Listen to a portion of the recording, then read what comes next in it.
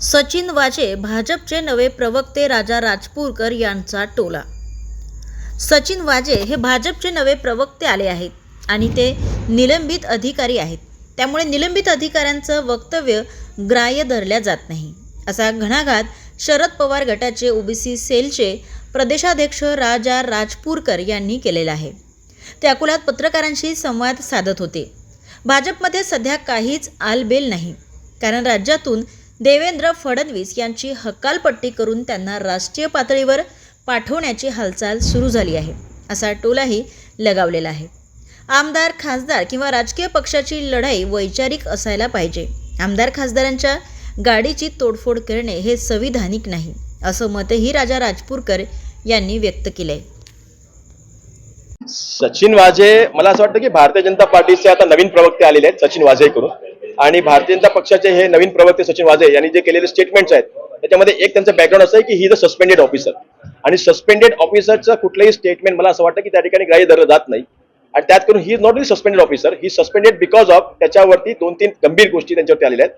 एक म्हणजे मनसुख हिरेन हत्याकांडामध्ये त्यांचं नाव आहे, अशा प्रकारे त्यांच्यावरती आरोप आहे। दुसरं म्हणजे या जगातला सगळ्यात मोठा बिझनेसमॅन अंबानीजी यांचं घर जे अँटिली आहे ते उडवून देण्यासाठी जे बॉम्ब लागणार होते त्या बॉम्बचं जेलेटिन यांनी प्रोव्हाइड केलं होतं, आणि also he is a corrupt officer, असं त्यांच्यावरती अनेक लिटिगेशन आहे। अशाच्यामध्ये सचिन वाझे यांनी आरोप करावे आणि ते लोकांनी ऐकावे। मला असं वाटतं की हा देवेंद्र फडणवीस साहेबांचा नवीन डाव आहे, नवीन फ्रेम त्यांनी तयार केलेली आहे।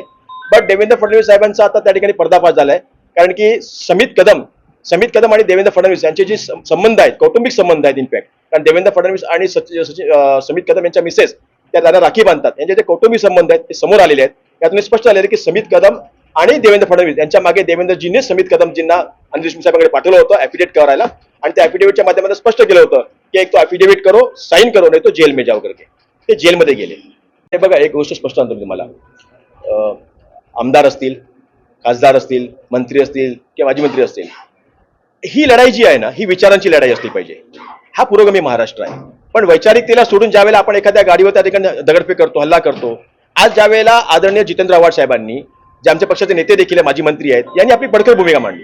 त्यांनी म्हटलं की हे माझं मत आहे की असं असं त्या ठिकाणी आहे, ते संभाजीराजे हे त्यांच्यामध्ये राजांचं रक्त होऊ शकत नाही करून, हे त्यांनी त्यांचं मत मांडलं। त्यांनी हे म्हटलं की मी माफी मागणार नाही करून। आता त्यांनी त्यांची वैचारिक भूमिका मांडली, पण त्याच्यानंतर जाऊन त्यांच्यावर त्या गाडीत दगडफेक करायची, त्यांना जीवे मारण्याचा प्रयत्न करायचा।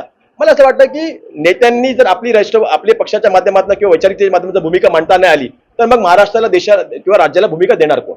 त्यामुळे तिथे जर अशा प्रकारे हल्ले करून किंवा गुंडागर्दी होत असेल तर मला असं वाटतं की कुठेतरी गृह मंत्रालय कमी पडतंय, किंवा गृह मंत्रालय या सगळ्या गुंडागर्दीला प्रोत्साहित करतंय की अशा प्रकारच्या गुंडागर्दी व्हाव्यात।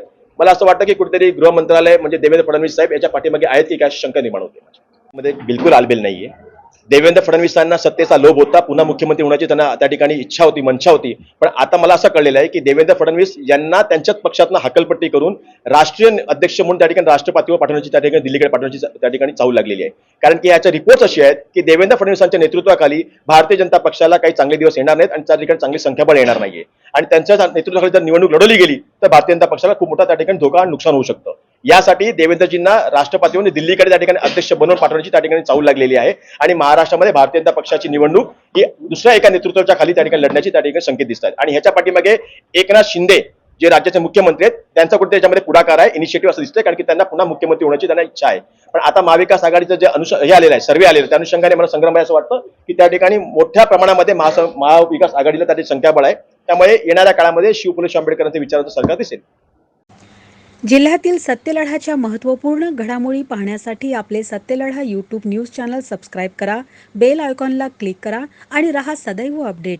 जाहिराती व बातम्यांकरिता संपादक सतीश देशमुख 9970321817।